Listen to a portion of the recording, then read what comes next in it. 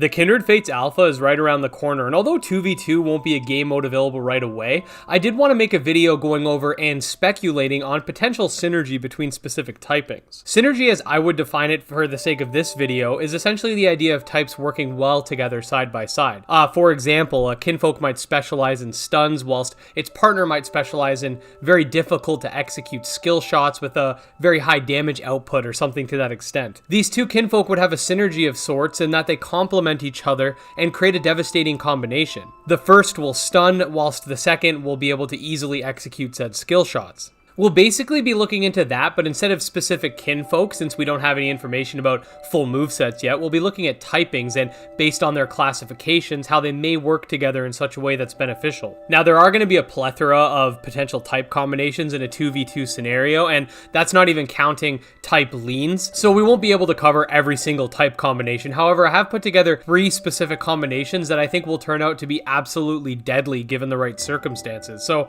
yeah, this might end up being the last speculative video before the alpha goes live, so make sure to sit back, relax, and let's dive right in.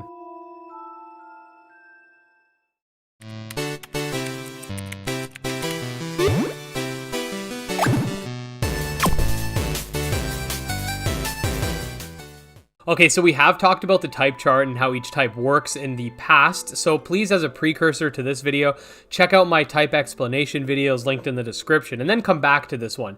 If not, you should still be able to follow along as long as you understand that types don't have multipliers, but instead dictate what playstyles a kinfolk will abide by. Alright, so the first combination of types that I think will really work well together are dark and air. Now, with dark, and I guess by extension light, they're more attuned to support roles, given that dark types will focus on debuffs and trickery, whilst lights will focus on the opposite, so it's no surprise that they'll be present here. The idea behind this combination centers around the air type being the main source of damage, whilst the dark type sets traps for foes, whilst also debuffing their attack power as well. So air types function as hard-hitting glass cannons, which, as the name suggests, are very frail. That's where the dark type comes in. We know that Skullkin, for example, has a slow ability, and I don't think it would be a stretch to say that some dark types may have some sort of stuns as well. Couple that with giving the enemies debuffs to lower their attack output to potentially protect the air type, and I think we have a deadly combo. Now let's talk about a scenario to simplify this. So the dark type will set up its traps or its debuffs, slow and stun the enemies, and then the glass cannon will rush in and blast the foe with heavy damage, and then the dark type will use this time to set up more traps for the second enemy should they be trying to attack the glass cannon while this is going on. The idea is that the dark type and the air type can sort of set up a scenario where they can hone in on one enemy at a time, stop the partner enemy from protecting them,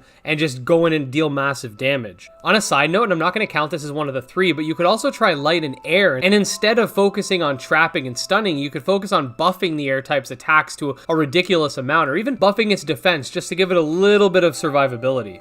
Either way, from what we've seen, there won't be an air type available in the alpha at first, but perhaps we could see one pop up around the time 2v2 gets implemented. Now, the second combination I wanted to talk about is sort of the opposite. Instead of focusing on crazy damage output, how about instead a massive wall capable of tanking a ridiculous amount of hits? This synergy combination would be between light and earth. Now, earth types, to keep it simple, will act like Blissey from Pokemon. They have very high HP and will utilize status effects and other various means of slowly whittling away at the opponent's health. Couple this with the earth type's crowd control focused attacks and the light type's ability to buff stats. I can imagine a scenario where the light type can buff its own movement speed to stay agile and then buff the defenses of the earth type, whilst the earth type slowly whittles away at the opponents. This way the light type can quickly get close enough, buff the ally, and then get away so it avoids being targeted by the enemies, and the earth type can just clean house. I could even see the earth type using its natural bulk and instead having its speed increase so that it can kite enemies by triggering a status effect, then quickly running away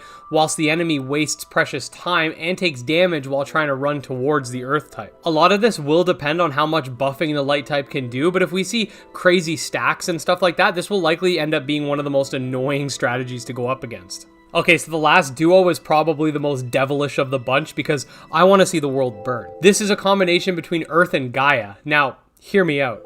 Gaia types focus on tokens and minions for both defensive and offensive purposes, and Earth types are super bulky. Now imagine using a more defense-oriented Gaia type alongside a tanky Earth type. The Gaia type's minions will make it very difficult to even hurt the Earth type without taking damage yourself. And on top of that, the Gaia type will be protected by the Earth type. Imagine if we end up getting a Gaia type with a light lean. Perhaps we could even see minor buffs as well. I do also have a feeling that some Gaia types may end up getting some healing techniques, just because generally in monster taming, the nature-esque types are the ones that gain access to those sort of synthesizing and leeching moves. And if that's the case, it could also heal the Earth type, making it just absolutely unstoppable. Now, this was a rather short video, but I did think it was a pretty interesting topic to talk about. There are tons of combinations and types I haven't even touched upon just yet. However, some of the other ones are more up in the air with exactly how they'll function. For example, water types will be good at dodging and have flow-based combos, but we really have to see how they play to get a good idea of what they'll work well with. I do want to extend this conversation to the comments though. What types do you think will create that perfect synergy? And on top of that, how excited are you for the alpha in general? So yeah, with all that being said, if you did enjoy the video, make sure to like and subscribe for more monster taming content. Follow me on Twitter at GymLeaderEd, check out my Patreon and Discord, and I'll see you guys in the next one. Peace.